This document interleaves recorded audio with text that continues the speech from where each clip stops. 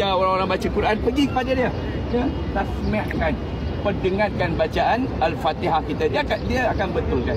Dan juga ada majlis ilmu lepas solat maghrib dalam bahasa Melayu kita. Syekh Dr. Ariful Bahri ada mengajar. InsyaAllah ya, Ustaz akan tunjukkan di mana untuk muslimin saja. Maka boleh duduk dalam halaqah majlis ilmu itu. Setiap kali masuk masjid, dia ada niat nak mempelajari sesuatu kebaikan. Maka kita berada di tempat kedudukan sebagai mujahid fi sabilillah. Satu lagi larangan sepanjang mana kita berada di Madinah ini tuan-tuan, jangan menzalimi ahli Madinah. Ya, jangan ada niat nak memberikan sesuatu ancaman kepada ahli Madinah. Kerana Nabi pernah memberi pesannya, ya, sesiapa yang menzalimi ahli Madinah ini, maka Allah akan melaknati dia. Kenapa tuan-tuan?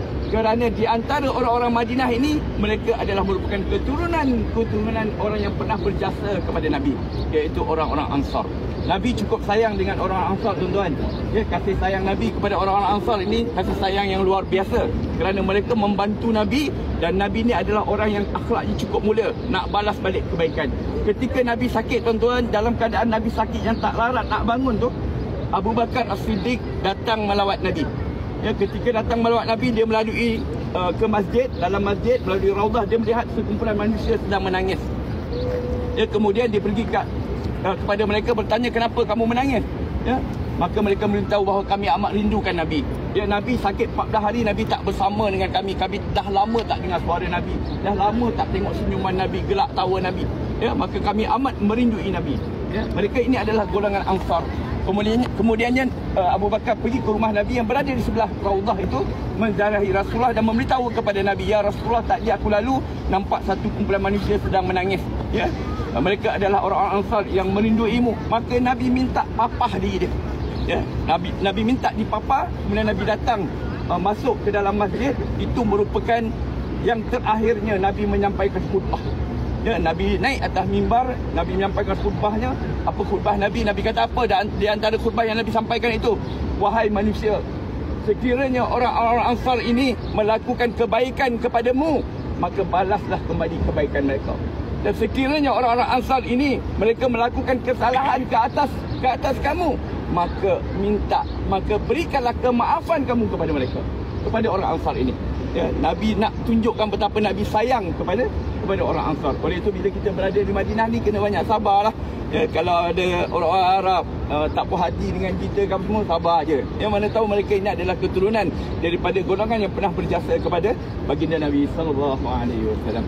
Okey, insya-Allah kita nak bergerak ke hadapan pula. Cuma kita bergambarlah dulu buat kenangan kat sini. Tak ada.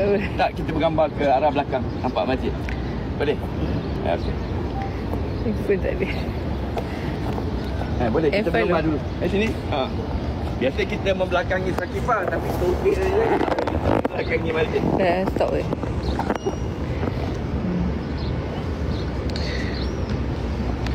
Dia semua cuba comel kat depan ni. Nanti tak nampak pula.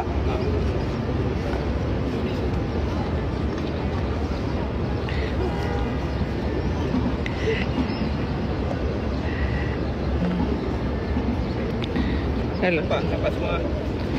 Semua nampak. Dah kat depan. Semua nampak.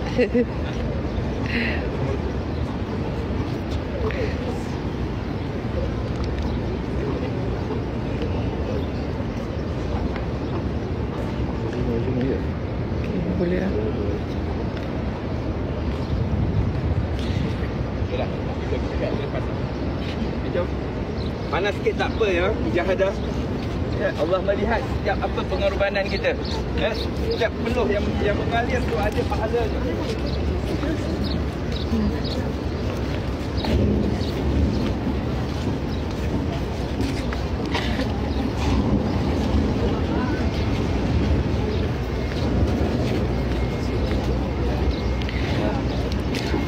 Ada orang kata Kanda ngantuk. Kanda semangat kat sini, mana ada ngantuk. Bangun awal, Masya Allah.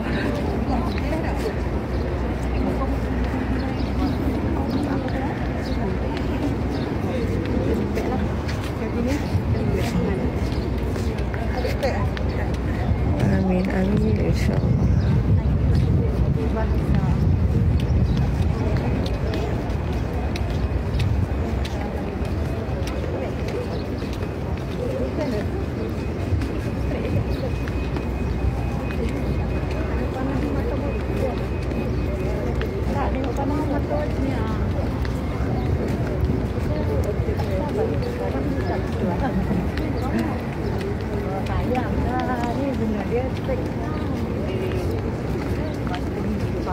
Ada bawa. Vitamin pagi.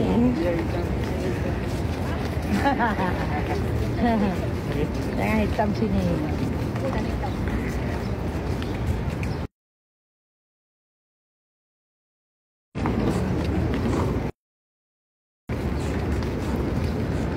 Baik, insyaAllah akan disampaikan. InsyaAllah malam ni kita akan ke Raudah.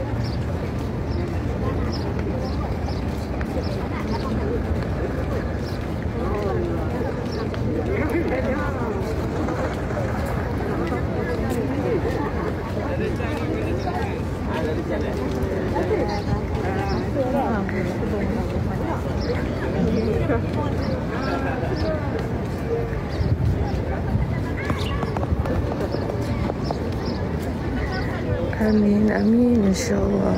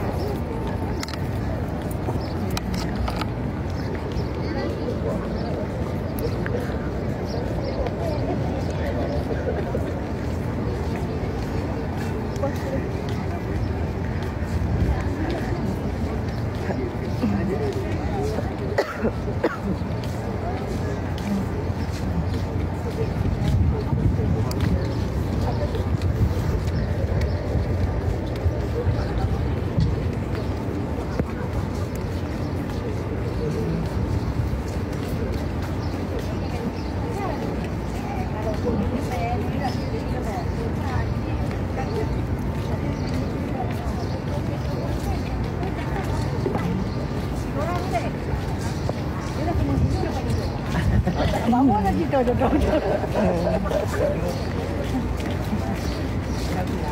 Atuk dengan nenek kali ketiga.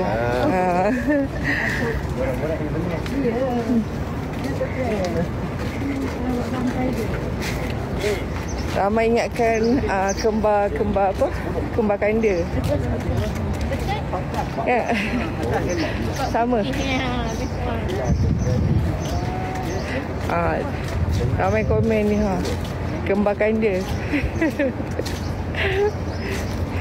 Kanda. Ramai komen ni kembar kanda. Oh, ya benar. Ada adik ke?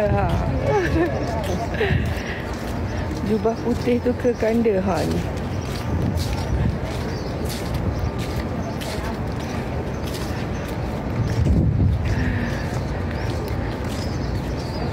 Ni follower kanda je masuk ni. Oh, ya.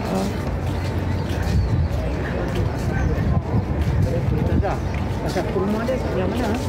Nak apa? Ada pasar kurma dia. Pasar kurma yang tu dah tutup. Tadi tempat lain. Dia ada yang walking distance je. Itu dah tutup dah. Oh ya ke? Okey, masa datang dulu.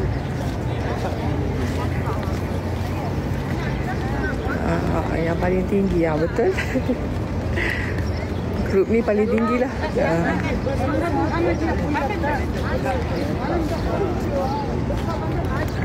Masya Allah, kanda tu datang seorang-seorang, namun bersama UR insya Allah kita bagikan satu keluarga. Dia dapat dah ayah angkat ni. Ada dia angkat ni, ayah angkat.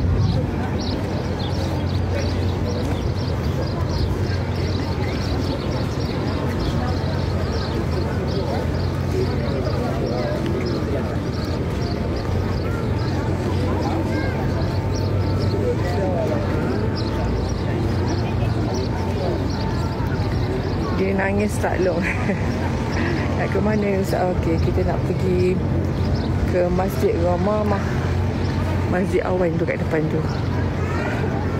Masya Allah, pastinya orang yang pertama kali datang, pertama kali pijakkan kaki ke bumi Rasulullah pastinya menangis, mengalir air mata kerana terharu. Kita semua sebagai pendosa, kita semua datang daripada rezeki yang tak disangka-sangka. Jadi terharulah.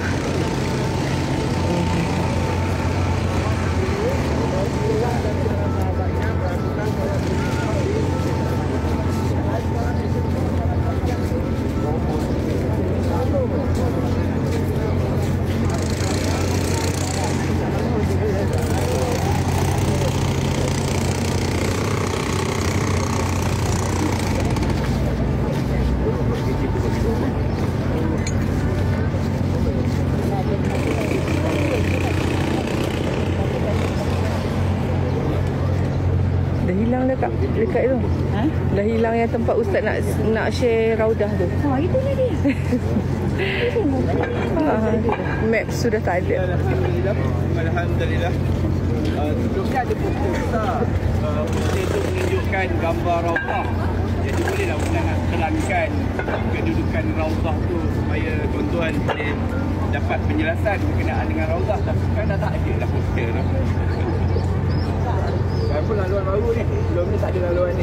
Alhamdulillah lebih mudah lah kita nak menuju ke tempat yang kita akan lawati, iaitu Masjid Ghamamah, Masjid Awan.